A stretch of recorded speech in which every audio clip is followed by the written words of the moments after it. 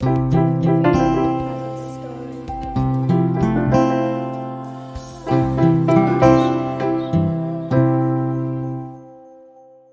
and welcome to Find, Tell, Share, the Storytellers podcast.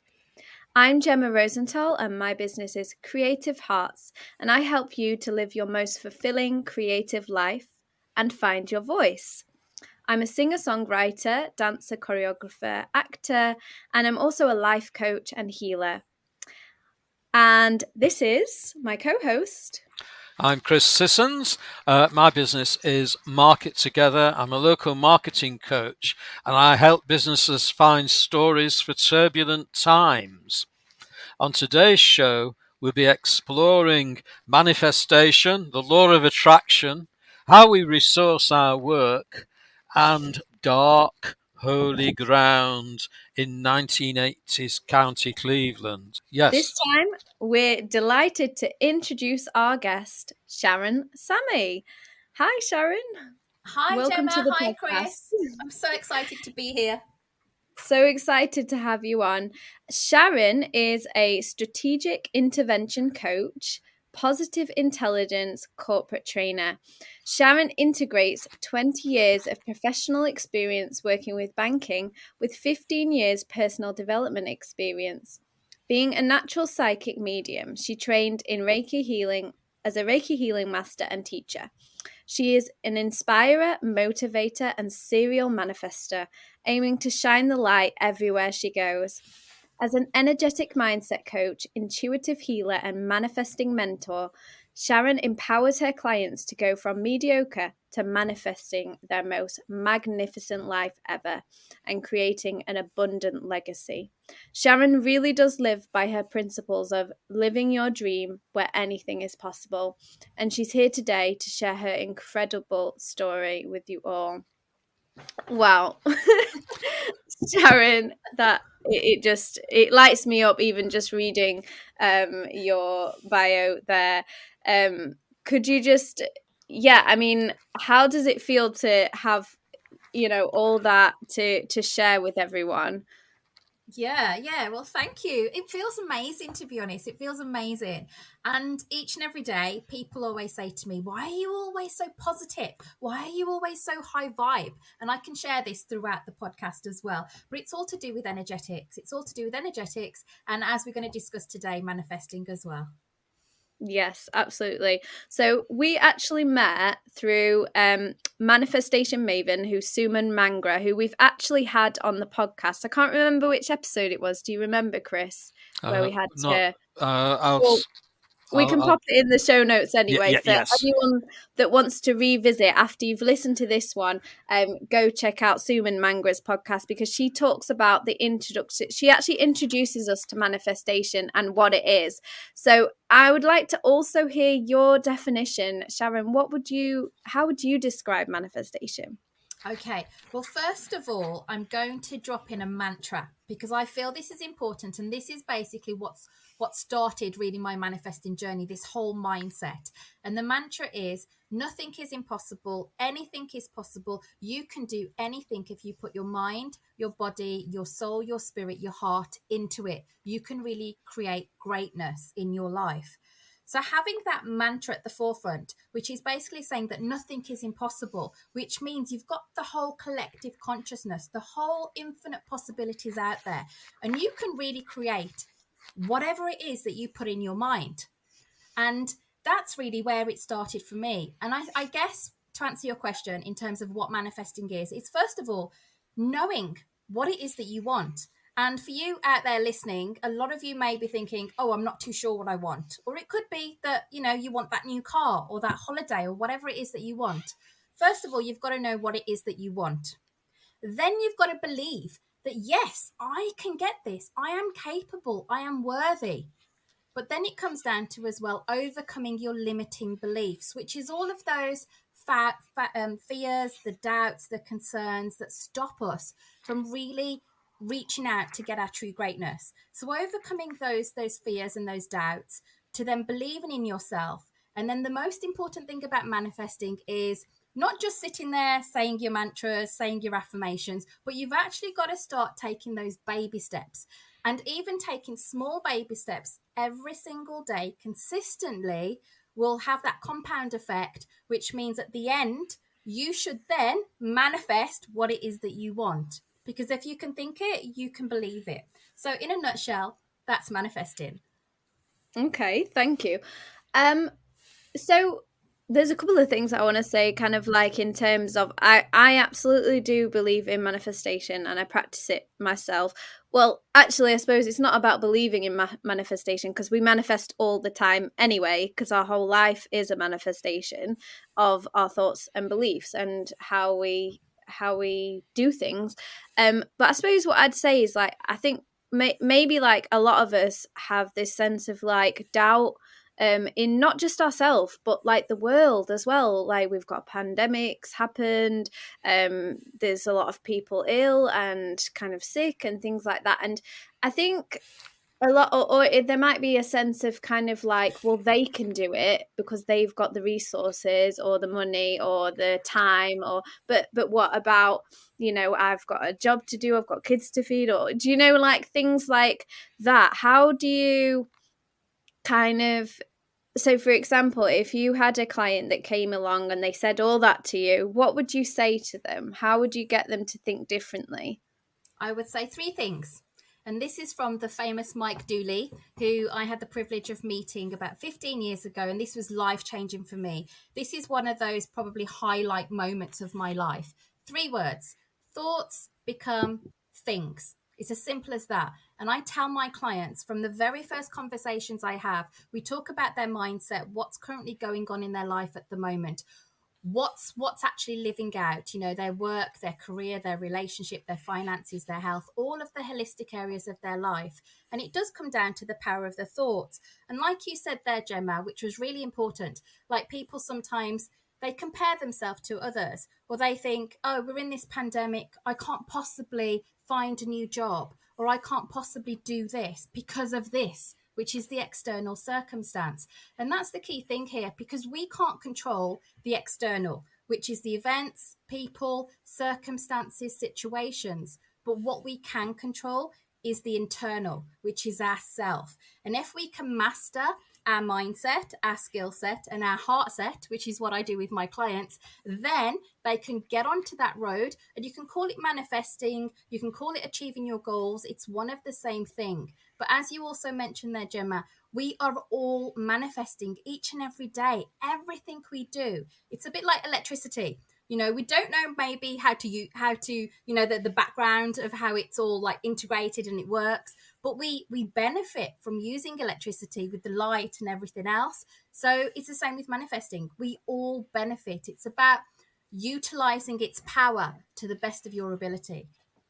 Yeah. I also want to like kind of use an example of how we manifested this podcast, for example.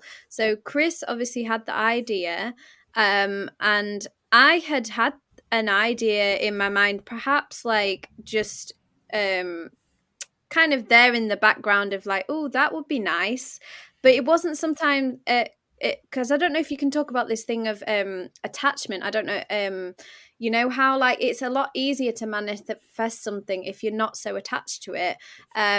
So for example, with me just kind of having it there as an idea of like, yeah, that would be nice. And then having Chris come along to ask me to be on the podcast after I'd done my story.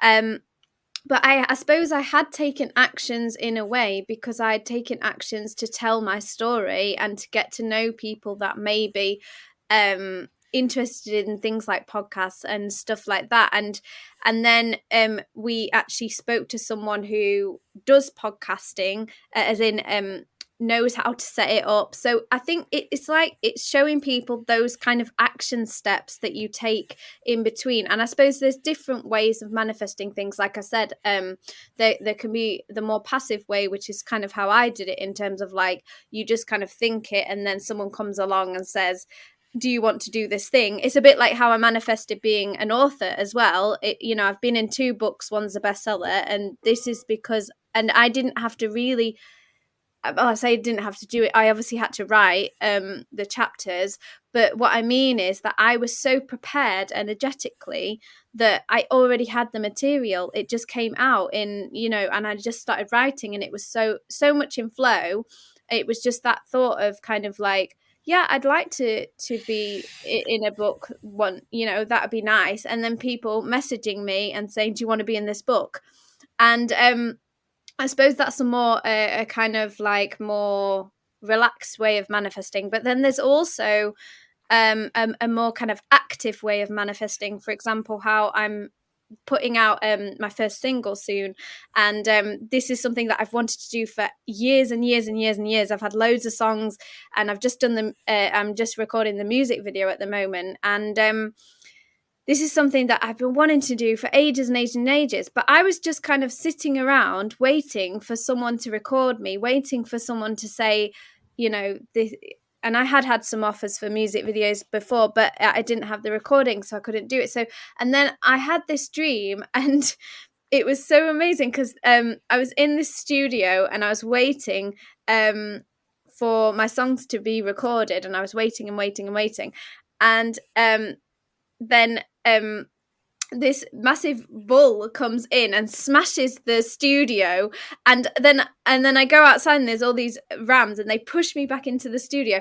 And I looked up the spiritual meaning of bulls and rams, and it's obviously about like taking the bull by the horns and like getting stuff done. And then in the morning I went and I booked the studio, and it was just one of those things of like, I had this realization inside of me of like, you cannot wait for other people to do things for you. And I think this is something that I realized listening to you when we chatted before, and I was like, oh, that's the difference. She goes out there and she makes sure things happen. So could you talk a little bit about this? I don't know if okay, so Sharon, just speak a little bit on that, and then we'll move on to your story, if that's okay.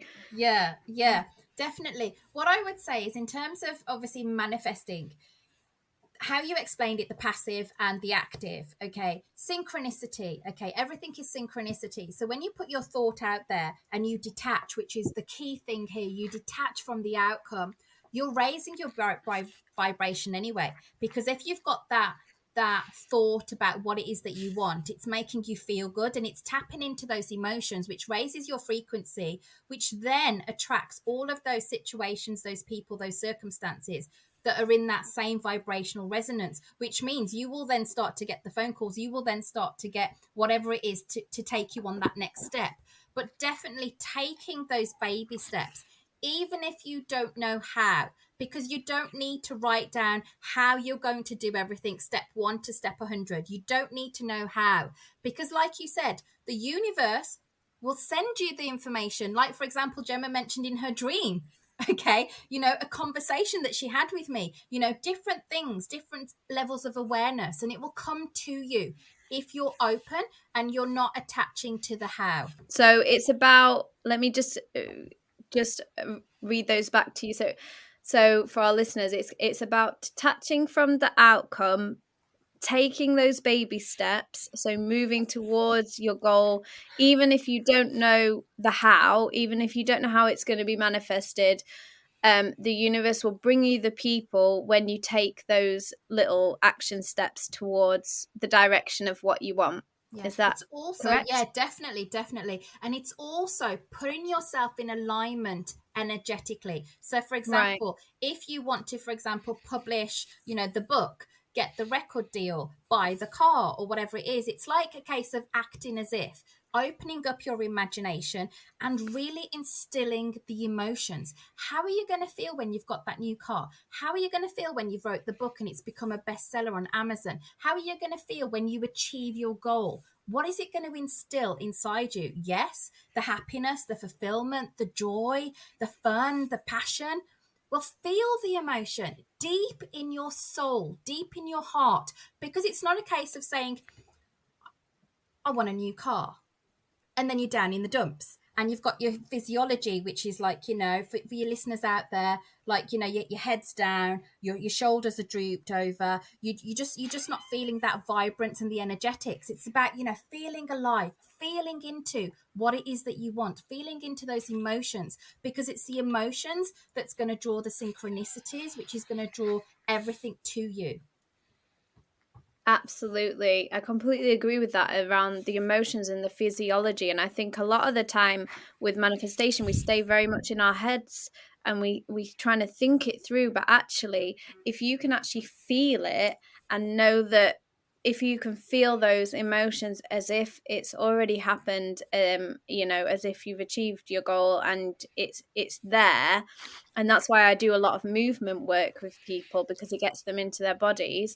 And it's feeling that aliveness, as if you've already got it, and that can definitely speed up those synchronicities, because even if, for example, if people are meeting you, they might just recognize your energy and just suddenly go, you know, I mean, that happened to me when I walked into a restaurant to get a waitressing job or something, and then I ended up doing gigs there and starting my own business. So do you know what I mean? It's because just because of my energy. Yeah. So yeah. It is. It's exactly what you say. And a quick example I'm going to give you here is I used to live in Manchester, and early in the morning at 6 o'clock in the morning, I used to tune in. And I'm not going to say the radio station, but it was an R&B radio station just for the music. And what I realised was about 6:15 in the morning, they used to do a competition, and it was just a phone-in competition to win CDs, concert tickets, money, phones, all this random stuff.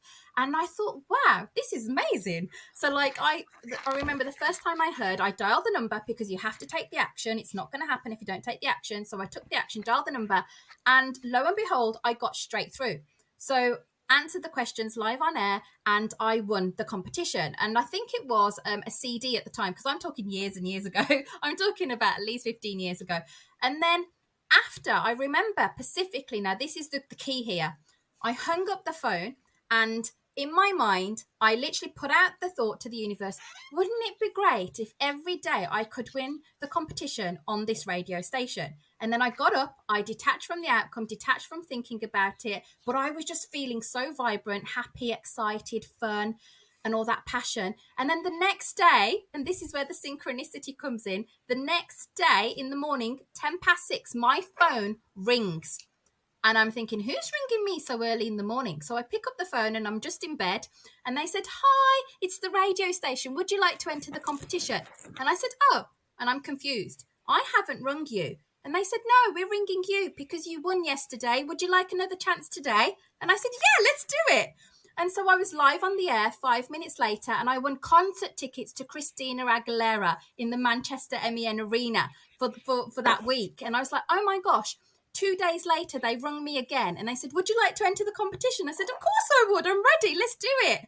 And I won, I think it was some money, like £100 or something. And I thought, lying in bed, putting the thought out to the universe, I would like to win all of this beautiful stuff from the radio station. And I wasn't even having to ring. They were ringing me. And that happened for the course of 2 weeks, which was amazing. So, you know, your thoughts can become things.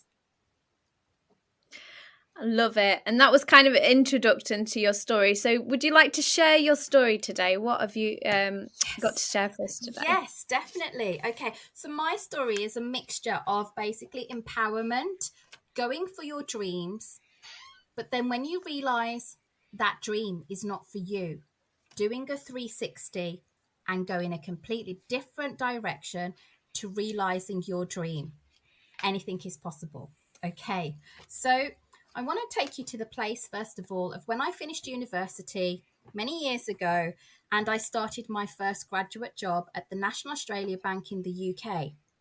Having been there for almost 3 years, loved the job with a passion, but I thought to myself, what else is possible for me? Is it the whole corporate banking structure? You start from the bottom and you make your way up? Or can things be more exciting? 15 years ago, this was back in May 2006. I opened up to personal development and went on my first personal development course with Anthony Robbins, Unleashing the Power Within, and I did an amazing fire walk. At the time, I had all of the doubts and the fears, thinking there's no way I'm going to be doing this. And then at the end of that first day, I did that fire walk. And I was instilled with so much personal power, thinking this is totally, totally amazing. And I can remember traveling back from the course from London up to Birmingham in the West Midlands, thinking it's so cold in the UK, raining, even snowing at times. And I really want the sunshine. I desire the sunshine. And I literally put the thought out that I want to live somewhere that's really hot and sunny, away from the UK, away from the rain and the snow. And then, if by miraculous events that happened, my friend from university that I hadn't even spoken to for about 3 years, she contacted me and she said, "How do you fancy going to Australia?" And I was like, didn't even have to think. I said, yes, yes, yes, let's go. And in the back of my mind, I knew, working for National Australia Bank, I could go for an opportunity of living in Australia for 2 years on a work secondment. So at the same time as the holiday, I could build that in with going to the trading floor in Sydney and seeing if I wanted to go there to fulfill that dream. So off we went, two youngsters. 2 months later, we went to Australia, posh suitcase backpackers. We did 10 internal flights over 7 weeks, traveling the East Coast, spending Christmas and New Year in Australia. And then something hit me like a rock. And it was like, I'm homesick. I'm really missing my mom and dad. I can't live here for 2 years. This whole dream of being in the sun, this is not really what my heart desires. So me and my friend, we'd booked a cruise across the Great Barrier Reef. So we went on this cruise ship, and I remember I was sitting down on the deck, looking up at the beautiful sun shining, the beautiful blue sky, and it hit down with the beautiful aqua of the sea, the beautiful live music the band was playing on the deck. And I looked up at the sun and I said, if anything was possible for me, what is possible? My higher mind came through and said, TV. My ego mind came up and said, no way. You can't go on TV. You've got a banking degree. You've got a fantastic position at the bank when you go back to the UK. You're not going to go on TV. You've got no acting experience. Don't be so silly. My higher mind said, TV. It was whispering to me. And so there I was, relaxing on the Great Barrier Reef, looking up at the sun, and thought, what shall I do? So I came back to the UK. My whole Australia, moving to Australia, that dream was gone because I couldn't do it. And then I was sat there going to the office every day, coming back. And then I thought to myself, my higher mind was saying, TV, let's make this happen. So that's when I took the inspired action. I made the phone calls each and every day to lots of acting agencies up and down the country, London, Glasgow, Manchester, Leeds, Birmingham, every single city. I made over 60, 70 phone calls. Every one of them was saying to me, put it in writing. So I thought, that's a message, put it in writing. So I got the laptop out and I tailored every single letter, and I sent over 50 personal letters to TV agents. I included photos because some of them wanted photos. I included CVs. I included everything that they wanted. And I was so happy. I was so vibrant and excited. I sent the letters, posted them out, walked to the corporate office, and I was acting as if I was on TV. And then it hit me. Literally, I got home the one day and I could see the stamped addressed envelope. And I recognized the stamped addressed envelope from one of the letters I'd sent. So I ripped it open and I got the first rejection. And it just hit me like a ton of bricks. I felt really destroyed. I was crying. I felt really sad, upset, hurt. My ego mind came up and said, I told you so. I told you can't do this. You've got a university degree in banking. What makes you think you can go on TV? You're not special. You can't do this. My higher mind came up once I stopped crying, and I could hear the whispers. Carry on. TV, TV, that's your answer, TV. So as the days continued, I got more stamped addressed envelopes coming back, rejection, to the point where I was actually smiling. Every time I got a letter, I opened it and it was no, thanks, but no thanks. You don't meet the criteria. You're not the right one for our acting agent. And I smiled. And the reason I smiled was because this was not a failure. This was a fail forward. I was getting a step closer to my dream. All of the no's were going to go behind me and I was going to get a yes. I was so sure. And it took 3 weeks, okay? And I'm not saying it was easy because I was full of mixed emotions. I was down in the dumps, even tears, sadness. And then I picked myself up and thought, yes, I can do this. I can do this. This is what I want. This is my dream. Until that day came and I came back from the corporate office, came back home, got a letter. It wasn't a stamped addressed envelope. It was an actual white envelope, different one. I didn't recognize the writing at all. And I ripped it open and there it was. Yes, we would love to speak to you. We would love to represent you in our acting agency. And the funny part here was that it was actually in Manchester and I was living in Manchester, which means I didn't have to move to London or go to Glasgow. It was literally 5 minutes away from my corporate office in banking. So I went in, I was signed up, didn't have to pay anything. I was signed up, represented by this acting agent. I resigned from the bank, literally followed my higher self, my gut instinct, and I went for it. At the start, it wasn't how I expected, okay? And that was because I was given background work. So for those of you in the UK listening, Channel 4, I was on Hollyoaks, I was on a lot of BBC productions, and I was doing background work. And I did that for a few weeks. I went back to my agent, a guy called Mark, and I said, you need to put me forward for other roles, permanent roles, proper roles, featured roles. You need to put me forward for other things than background work. And then he said to me, but Sharan, you have no acting experience. I've put you on the books. You need to work your way up. It's going to take years. And I said, well, I don't have years and you don't have anybody like me on your books. And this, I'm tall, I'm Asian, I'm young, I'm ambitious, I can talk, I'm spontaneous. You need to put me forward for other things. And he said, okay, let's give it a shot. There you go. If you don't ask, you don't get, listeners. So you've got to ask for what you want. So then he put me forward for TV commercials, DFS, Crunchy Nut Cornflakes, Greg's, DFS. So there was a load of different commercials that I was in for a number of weeks thereafter. Then my ego mind was still saying to me, go back to your banking job. This is not for you. And my higher mind came up and said, like the angel on the shoulder said, ask for a different role, not TV commercials. You're worthy of more.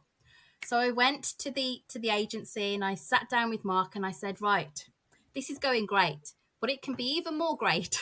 You need to put me forward for auditions. You need to put me forward for better parts. He said, no. You have no acting experience. It's going to take you years to do that. So I'll just put you forward for these roles at the moment and we'll see how it goes. So I was a little bit deflated, went back home and I thought, no, that's not going to cut it for me. And this is where taking the small steps comes in. The next day I rung Mark and I said, Mark, it's Sharan. Can you put me forward for any roles that come up, like permanent positions? And he said, I've already told you this. No. So I hung up and I smiled and I thought, well, okay, I've got one no. Let's give it a go. Let's see how many no's I can get.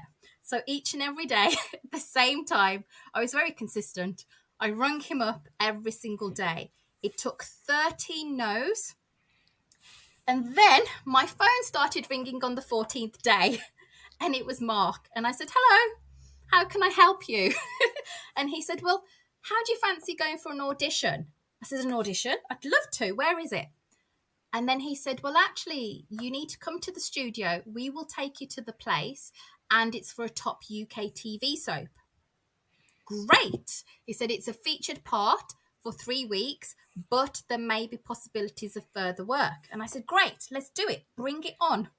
So I was so excited. I got to the studios, got to the audition, and this is where the down point comes in. I sat ready for my audition. I had nothing with me, no folder, just my handbag, just there with my red lipstick on. And I looked across the room at everybody else. Tall, young, different ethnicities, beautiful.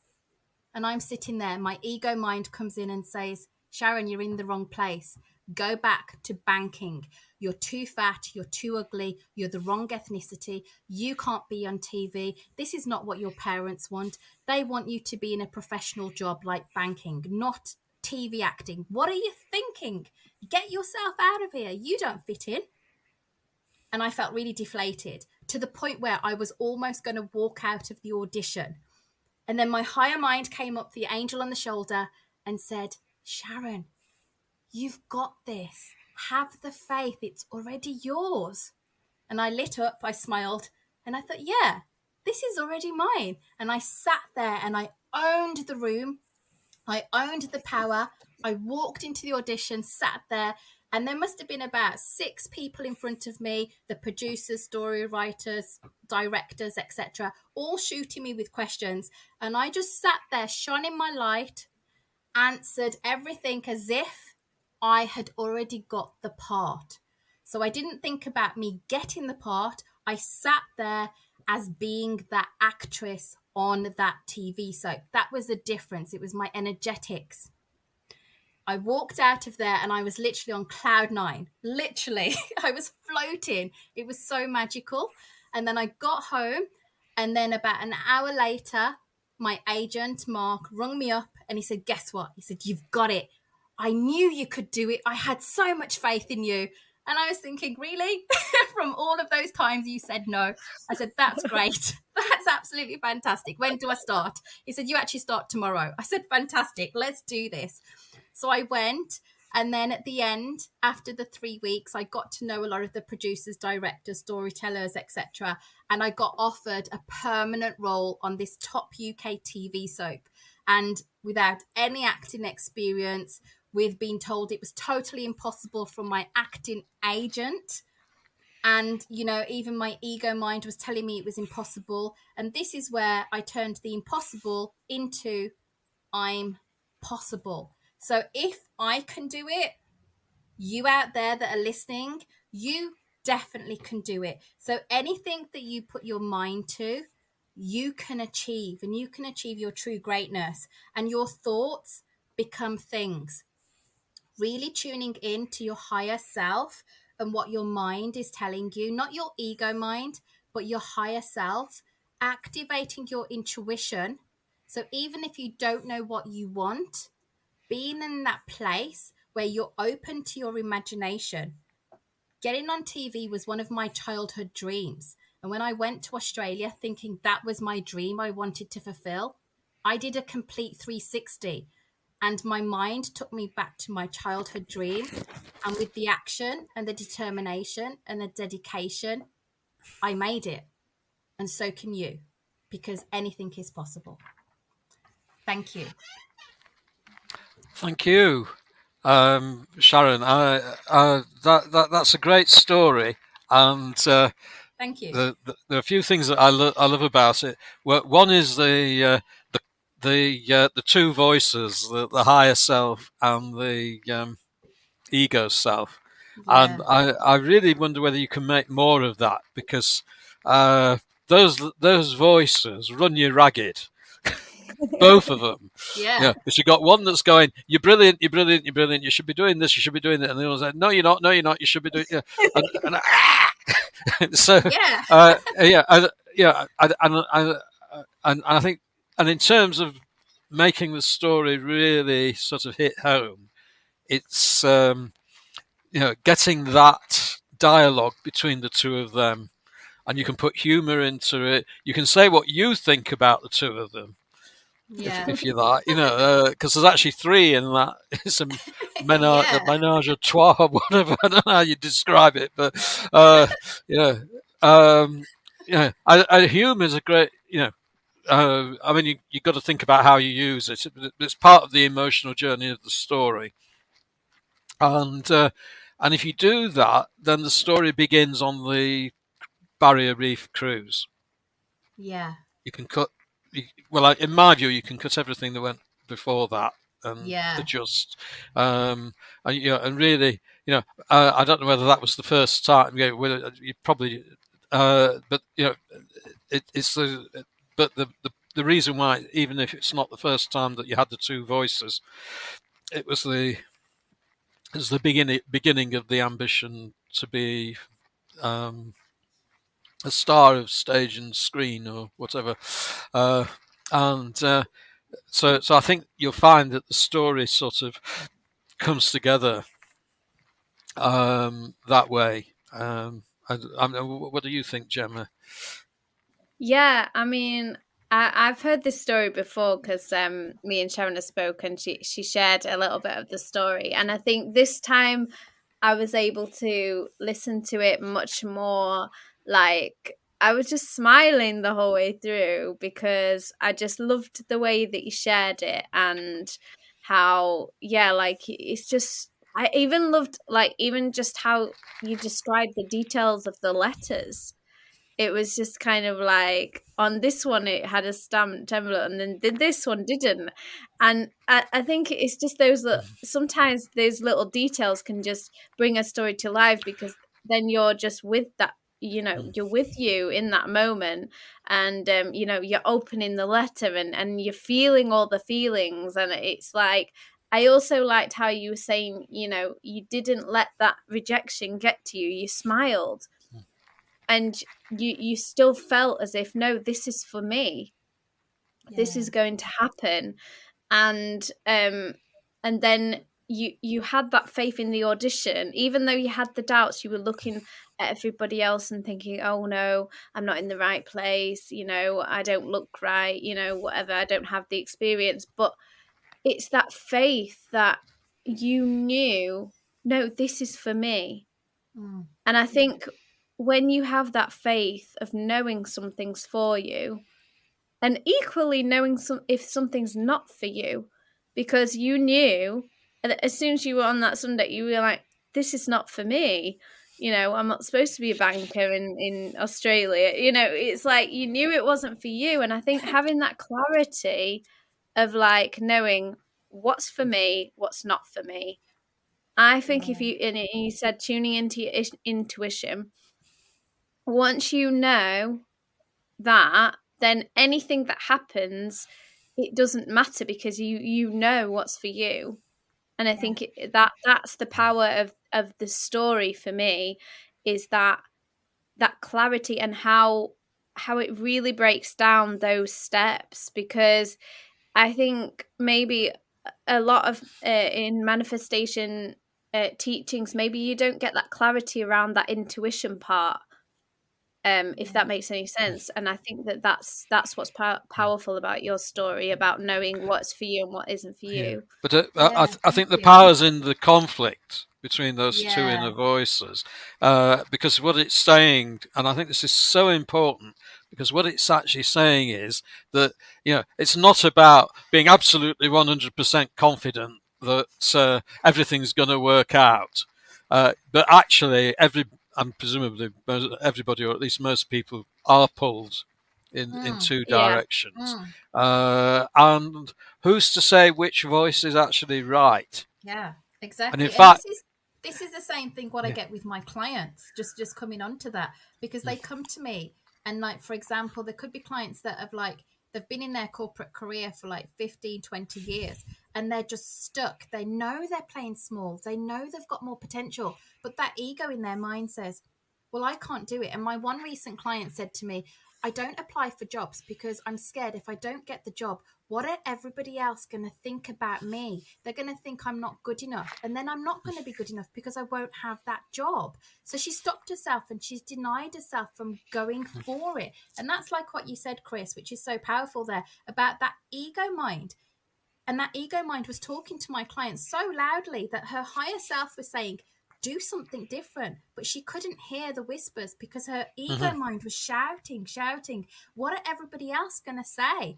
And that's why a lot of people come to me and they work with me. And then a lot of clients, they resign from their jobs, they get promotions, they leave, they get start businesses. And this is where that empowerment comes from. Mediocre to manifesting the most magnificent life ever. So that's what it's all about. The key thing as well, what I want to just add, if I may, is intuition, like Jemma mentioned, which is so important. But the other thing as well is your emotions, because as humans, everybody out there listening, we've got our own internal sat nav. You go in the car, you've got your sat nav, it takes you from A to B. You've got your own personal emotional intelligence system, which tells you if something feels right or if something feels bad. And that's the key thing here, Jemma, with going to Australia.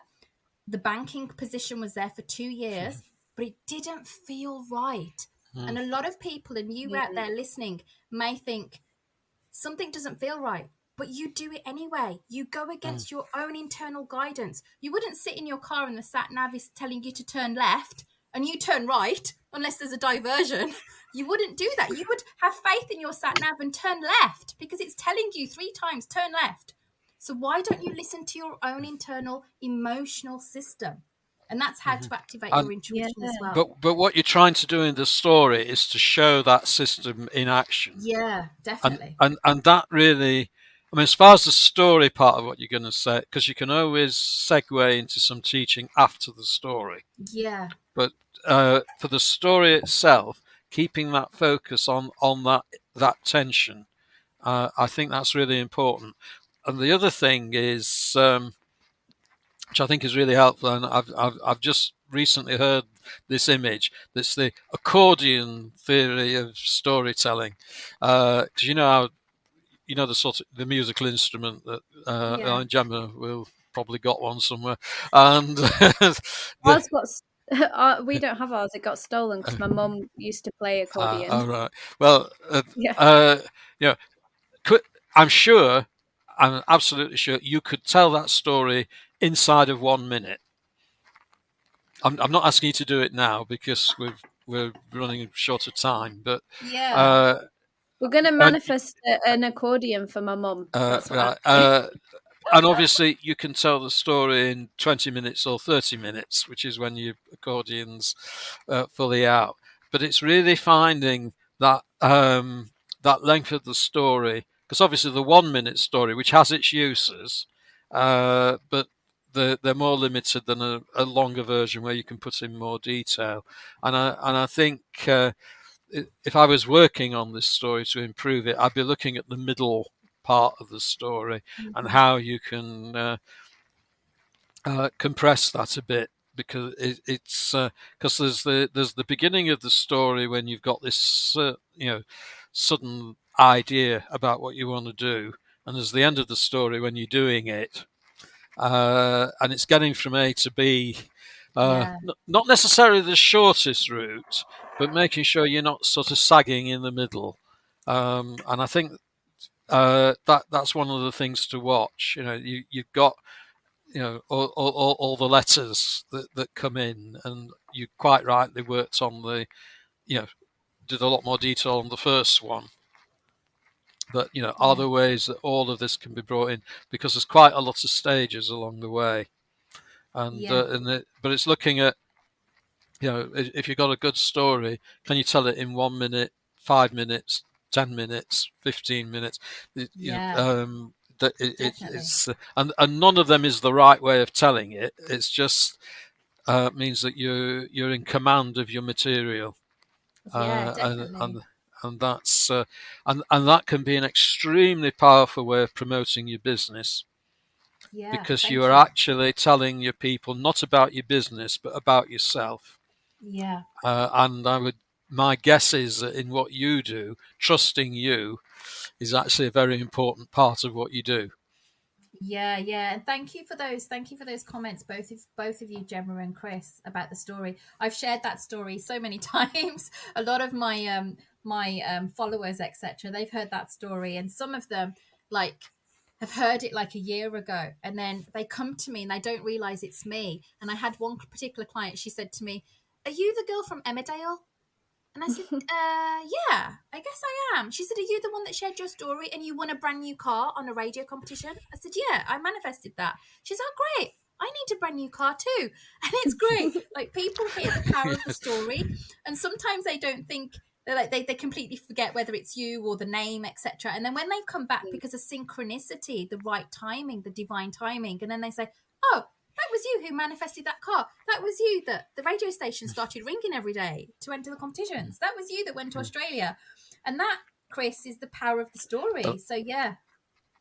That's great. I think we're going to need to move things along, partly because Gemma's obviously itching to sing as a song, and I don't know if I'm or something. It's one of those that I've never sung before. Well, it's not really it's not a song, it's a mantra, really.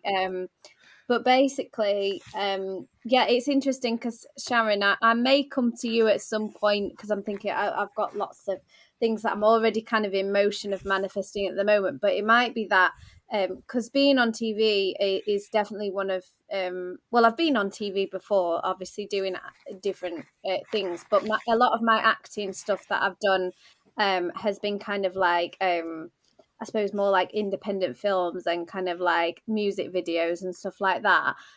So it's not really been mainstream in terms of like acting roles and things like that. So I do think that is something that I would like to manifest in terms of maybe not a TV role as such. I'd love to do comedy. I mean, Chris says something about comedy would be really fun. So something like, like Miranda, but like even if I was like one of the writers or something, or just something like that, some kind of funny, heartwarming, meaningful.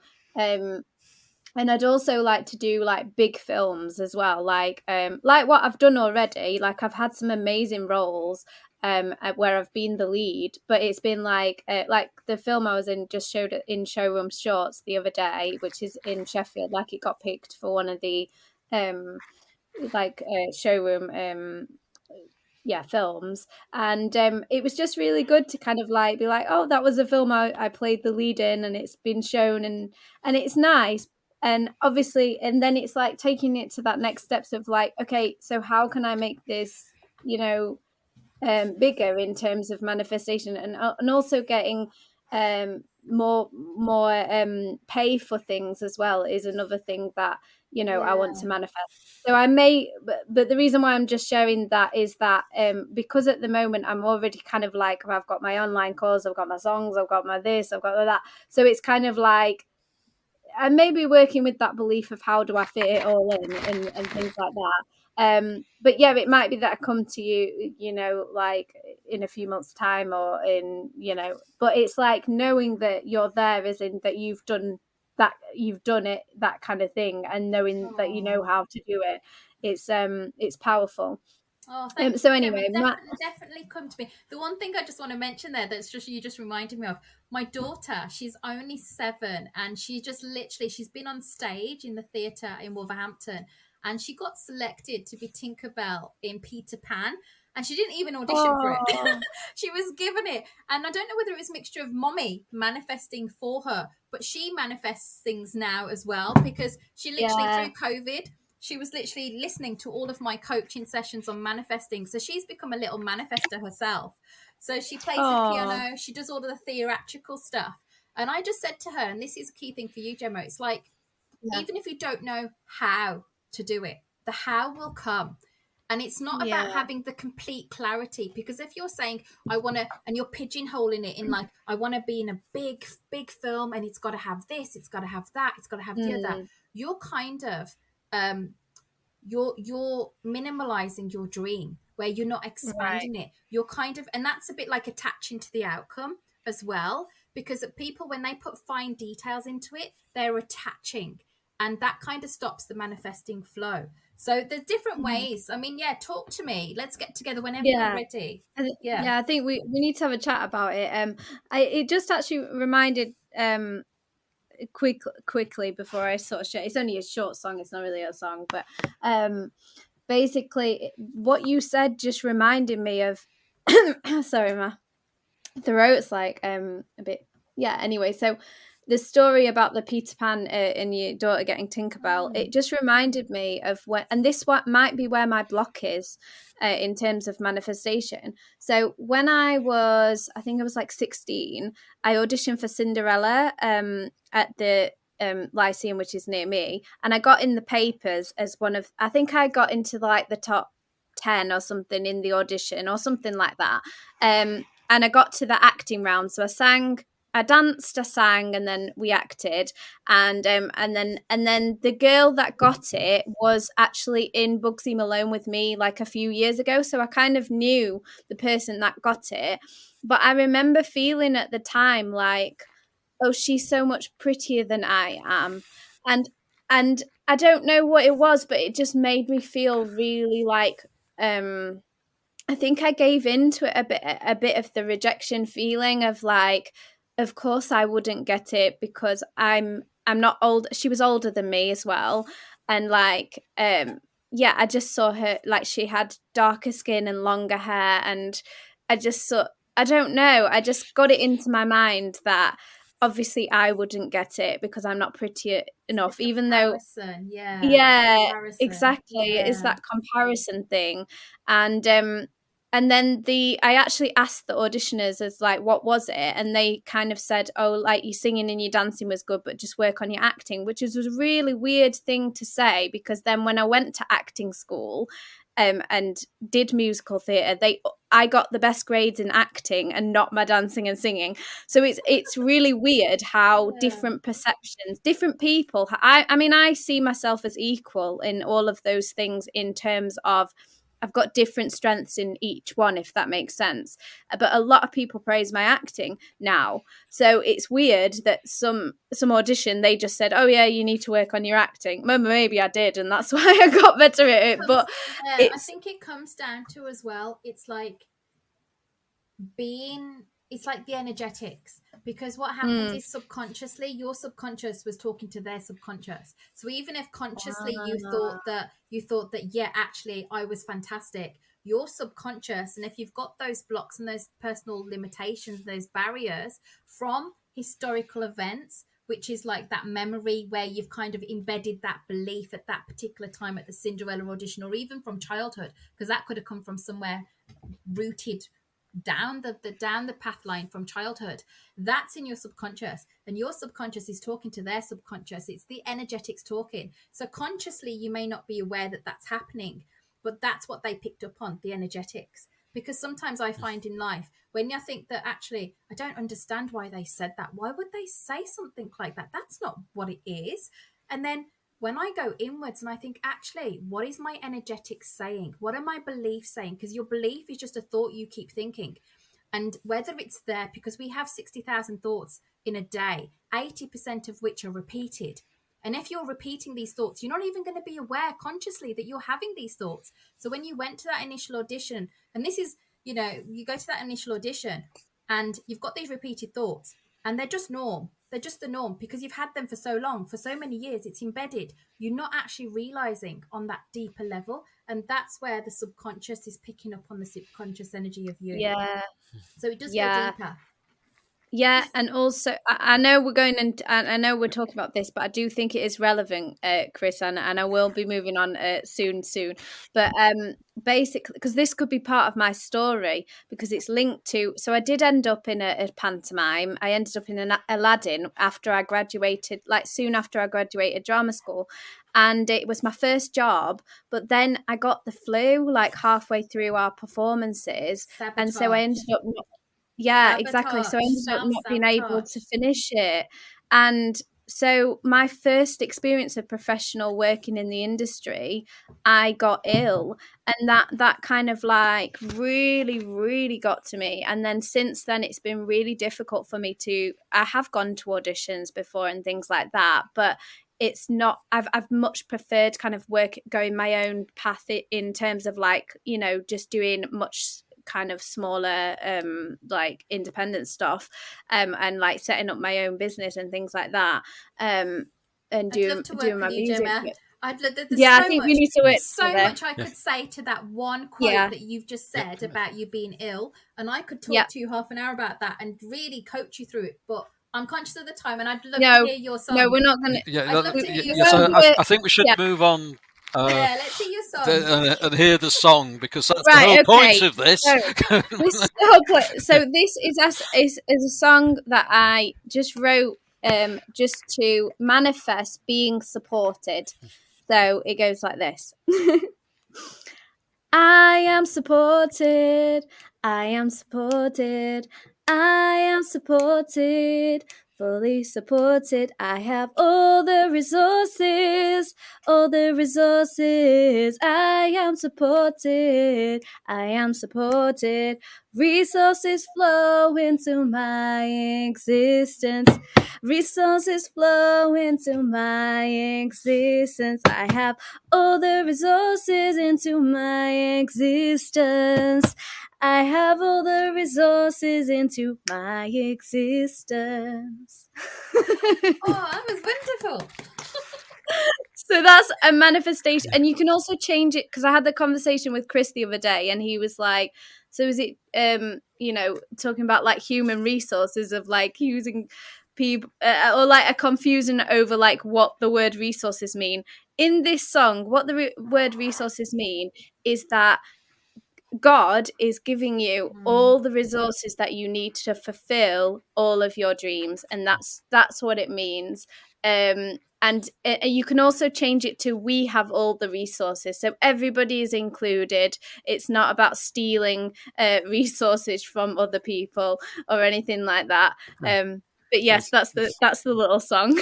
And also, I have been more supported in the past few weeks after singing that song. Trust me, I've started to see like way more likes, way more praise, way more like money coming in. So it's really interesting.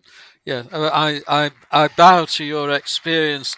I mean, no, my concern is when the word resources is used in phrases like human resources, it's reducing people to a sort of non-human level, and that just worries me whenever I hear the word. But the point I really want to make about that song is, I mean, it's just great to hear you singing an upbeat song, and that.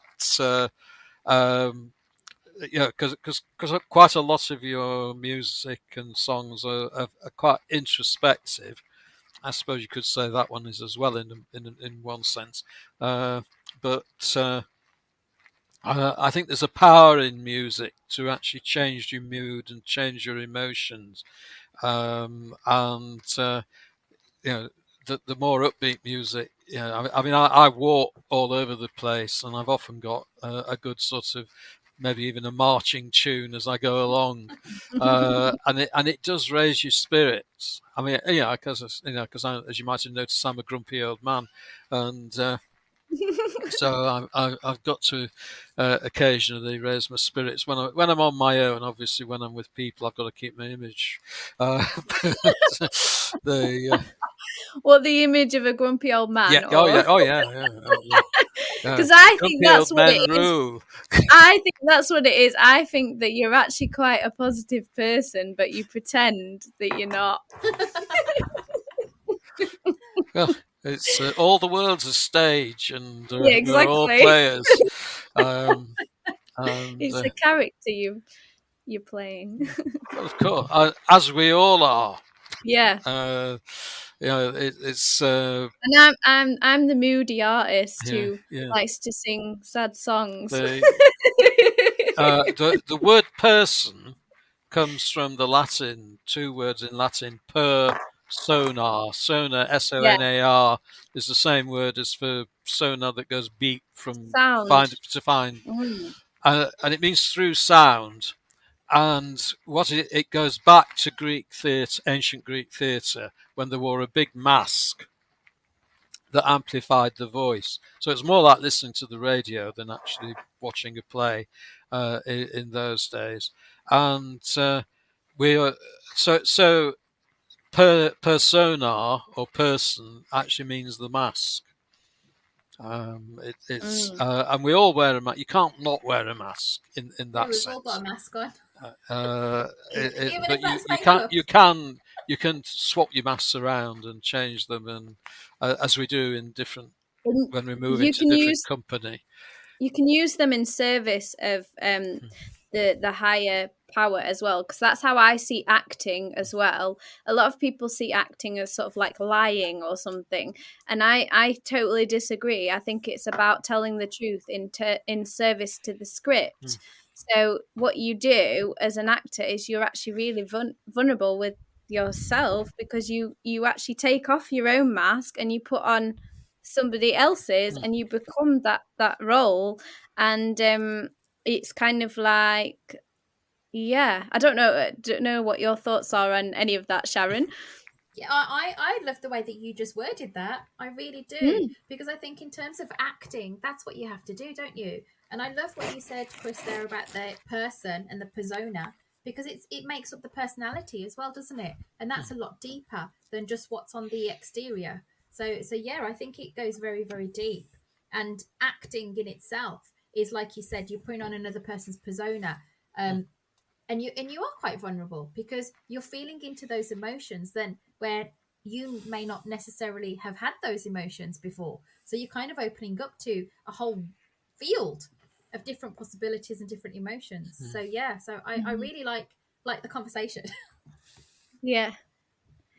So going on to Chris's part of the podcast, what do you have to share with Well, us today, Chris? I'd like to take you back to the 1980s when I lived in County Cleveland. And for those of you who are not geographers, that's the county that has Middlesbrough, which is where I live, Stockton, Hartlepool, and then a strange place called Langbar that there's places that you have heard of are in it, like Redcar and Saltburn and so on. And I did some voluntary work at the time with an organisation called Respond, which we always spelt in capital letters with an exclamation mark, even in the middle of a sentence. And it stood for the Church's Response to Cleveland's Industrial Crisis. You probably don't remember the 1980s, but it was a time of very high long-term unemployment.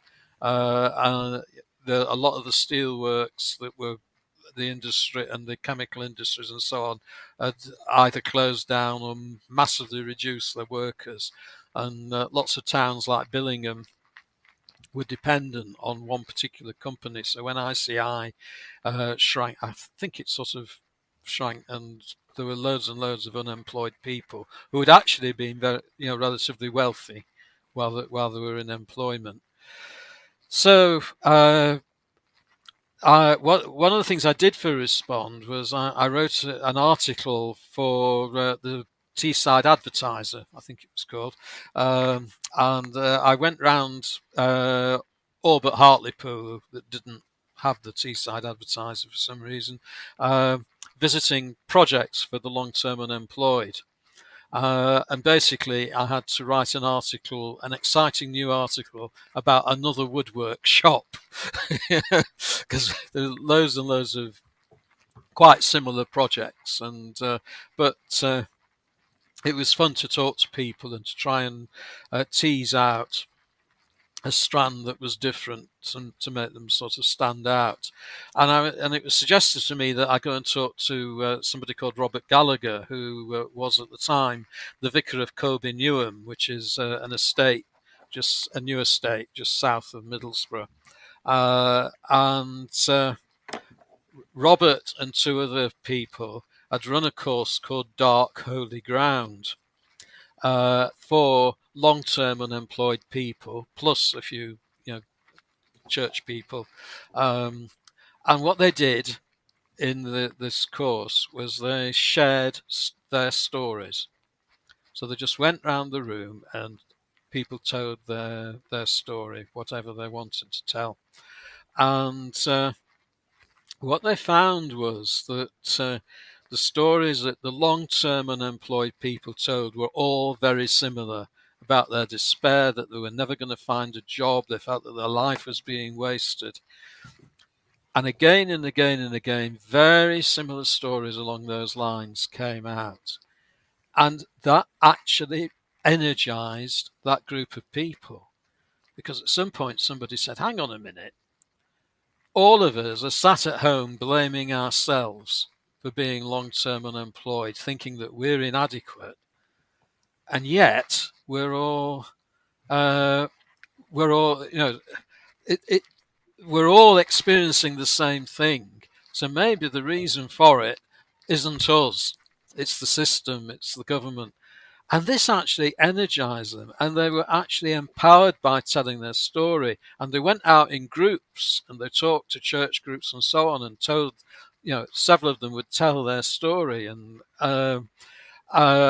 it got many of them getting more involved in their communities and setting up more projects.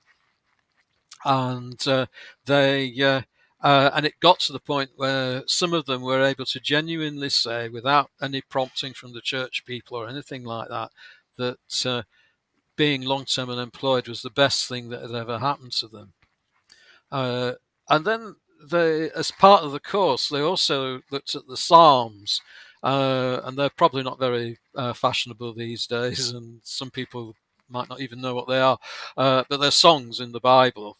And they found one. Well, the first thing is to say is, one of the things they discovered was that the people who wrote the Psalms 4,000 years ago were going through the same emotional turmoil as they were in 20th century County Cleveland.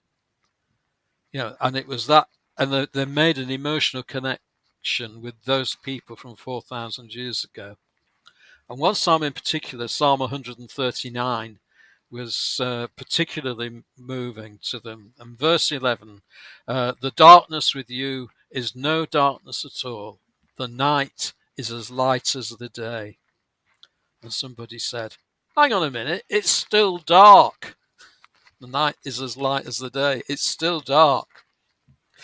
And it was this realization that although your financial and other circumstances might be unchanged, you can change in response. And this was the powerful message that they got. Robert Gallagher was particularly graced with a particular skill, and he was a brilliant listener, the best listener I've ever known. And he sat during the course taking notes. And he ended up with piles and piles of these notes. So the three leaders of the course went to a pub in Gisborough and started to work on all these bits and pieces of paper. And they actually turned them into a little book, which I've lost, of quotes from this course. And when they finished, they looked up, and their table was surrounded by other people in the pub who were all stood there with their pints, listening to the conversation, because it was so fascinating and interesting. So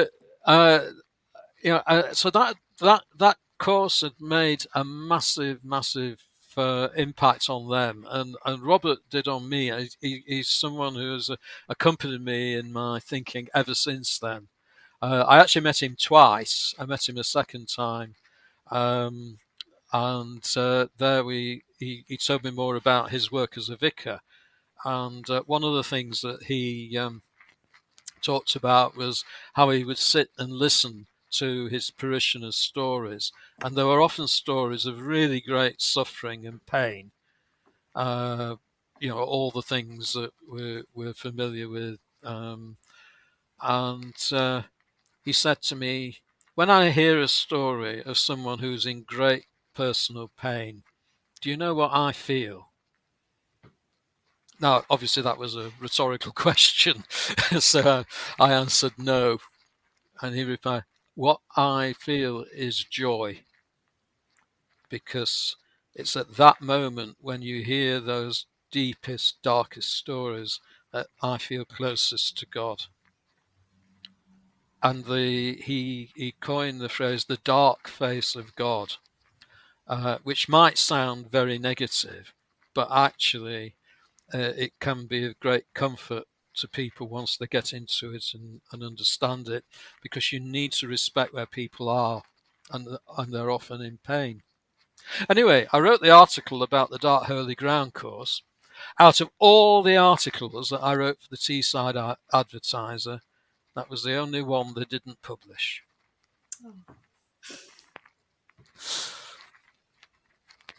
Oh, why? Well, they should have, because that Oh was a good yeah, start. don't disagree with that. I love that. I I've loved heard, your starting. go on. You're starting about the dark night, that it's actually light.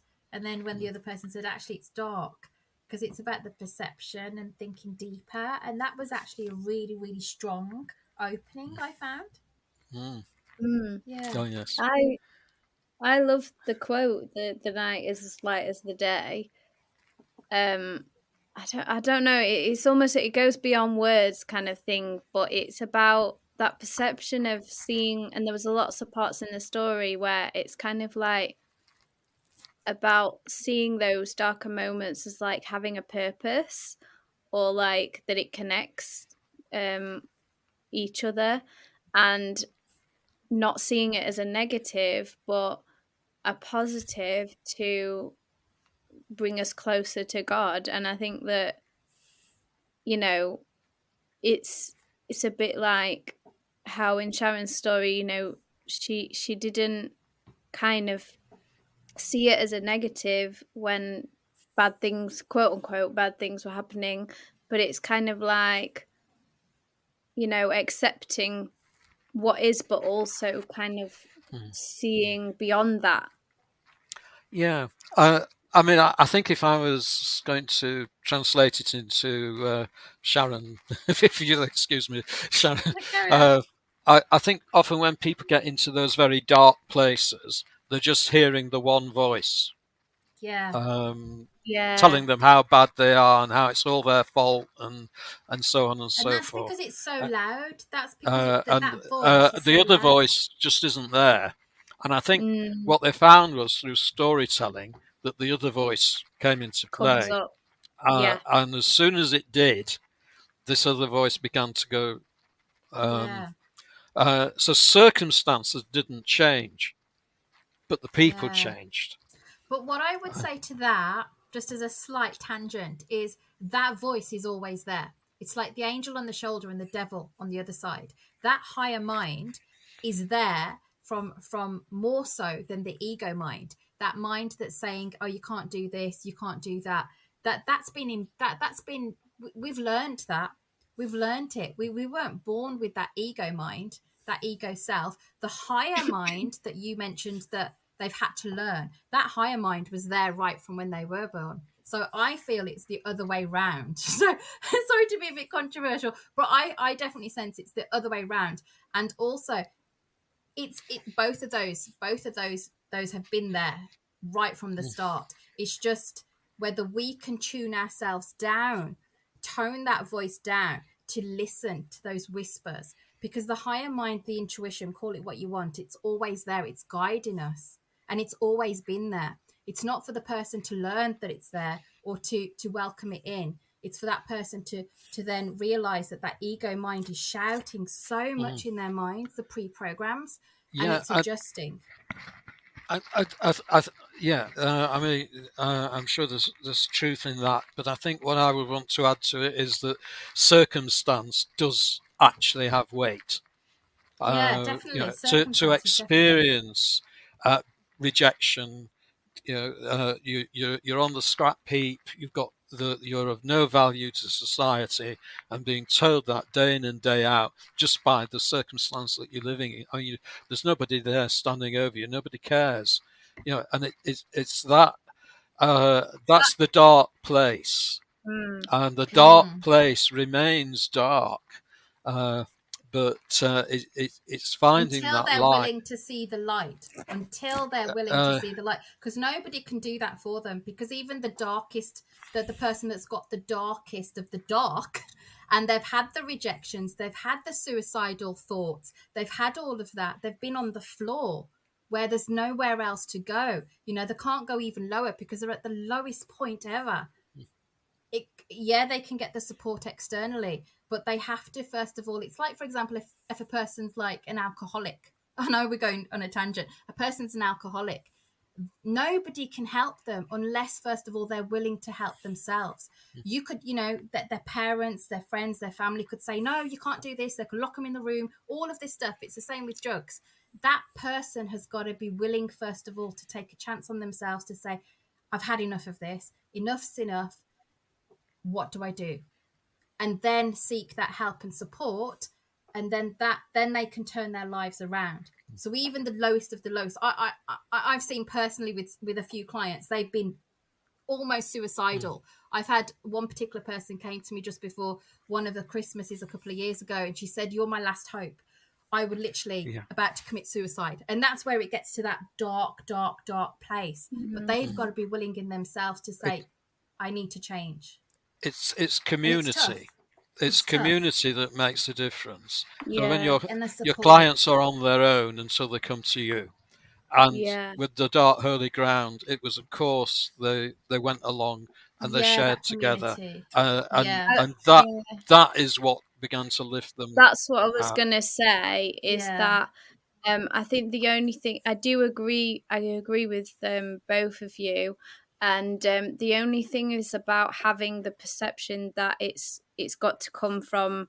You are right in the sense of that, that's how it's experienced individually, in the sense of that you get to that low point and then you're like, actually, I need to change this. But in the sense of society level, I do think that there's reasons why people drink and there's reasons why people feel suicidal. And one of the reasons is that we lack community. And I think that bringing back that community is what saves people a lot of the time. Like even just having this conversation here, that's community, like reaching out to people, telling stories, showing you that you're not alone and that things are possible and there is another way of looking at this. And I think it is having that back and forth with other people that sometimes the personal development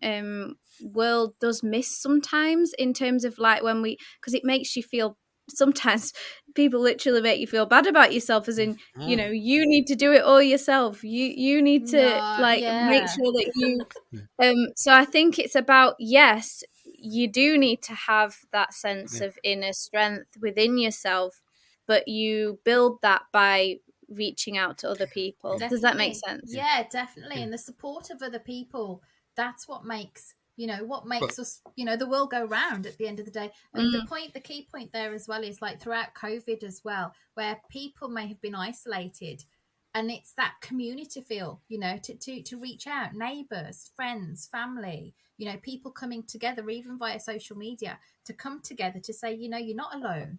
Even if there is somebody living on their own, they're not alone. That there is that community. So I definitely take that the story that you just did there, Chris, was really powerful as well, especially bringing the community together and then influencing that change and that growth. Oh yeah, yes. I mean, I was a community development worker at that time, and all told for about 30 years, and community is well, if I get into that, I mean, community can be negative as well as positive. I think it's just the last point I want to make, when perhaps I have to tell a story about that at some point. Can I mention a quote? Can I mention a quote to add to that? You are an average of the top 5 people you spend your most time with. So whether that's a good thing, whether that's a bad thing, look at the top 5 people you spend your most time with. So whether it's community, etc., you are an average of those people. So that's a case of looking at the people you're with. Yes. I mean, community organisations can become extremely negative, but this is all part of building our picture of understanding ourselves and Yeah. how all these things work. But Gemma's frantically signalling that time is moving on. But I think this has been good, actually, even just having that extra time. And I hope that if you've listened to the whole of this, that you've benefited from everything that Sharon and Chris and I have said, and that you can take away something. So, Sharon, if you could just quickly summarize what you would like the listeners to take away today from everything that's been said today, and also how can we contact you if anyone wants to. We will put it in the show notes, but just Yeah. yeah. Okay. I'm going to share the mantra I shared at the start, which is nothing is impossible, anything is possible. You can do anything if you put your mind, your body, your soul, your spirit, your heart into it. You really can live your true greatness. And another daily mantra that I use, which is 6 words, is I can, I will, I am. So thank you all for listening. And if you would like to contact me, you can feel free to contact me via Facebook. Add me as a friend, Sharan Sammi. For the ladies out there, because it's a women-only group, feel free to join my group called Anything is Possible. And I'm also on LinkedIn. So you can add me on LinkedIn, Sharan Sammi. And I've also got, if anybody would like some more information on gratitude, which is all about uplifted, positive thinking, taking it your energy level to another notch upwards and helping you manifest, you can feel free to download the free ebook which gives you 7 daily exercises. So thank you for listening. Thank you. And Chris, how can we contact you if we want to well, all the contact you? details will be in the show notes. Just to say, I do coach many business people in storytelling, and it's in the title of this podcast, Find, Tell, Share. I can help you find stories. I can help you work out how to tell them to the best effect, and then how to share them, which is where you're getting into your marketing. And on the way, not only do we work on marketing, but we often find that the stories help with business development as well. I run something called Telling Stories Making Business, usually twice a month. And you can find the program for that. It meets on Zoom 2:00, usually, but not always, at 2:00 on second and fourth Thursdays. And there's quite a good program at the moment, so do have a look at that. And particularly if you hear this before January 2022, you can, if you register for the story at the end of January, you get a biscuit through the post. So, register for this and you'll get a biscuit. So, the power of storytelling, nothing beats it. What about you, Gemma? What are you up to? Thank you, Chris. So I'm currently designing a new course, but I will share that probably next time. So you can work with me one-to-one, and I do Finding Your Voice sessions as well at the fourth Friday of the month, although it is going to be the third Friday in December. Yes, we do singing, songwriting, speaking, and it's just about finding your voice and being authentic in your own creative self. So you can find me on creativehearts.coach on Instagram and Facebook, and also Jemma Rosenthal. And I've got YouTube, LinkedIn, Twitter, although I don't post much on there, but I am on there. And you can hear my music on those pages as well, and dancing. Yeah. Okay, that's it then. We've done. So, farewell from me, Chris Sissons, and from Gemma. Yeah. And thank you, Sharon, and for being great our thank guest. you to Sharon. Thank Goodbye. you.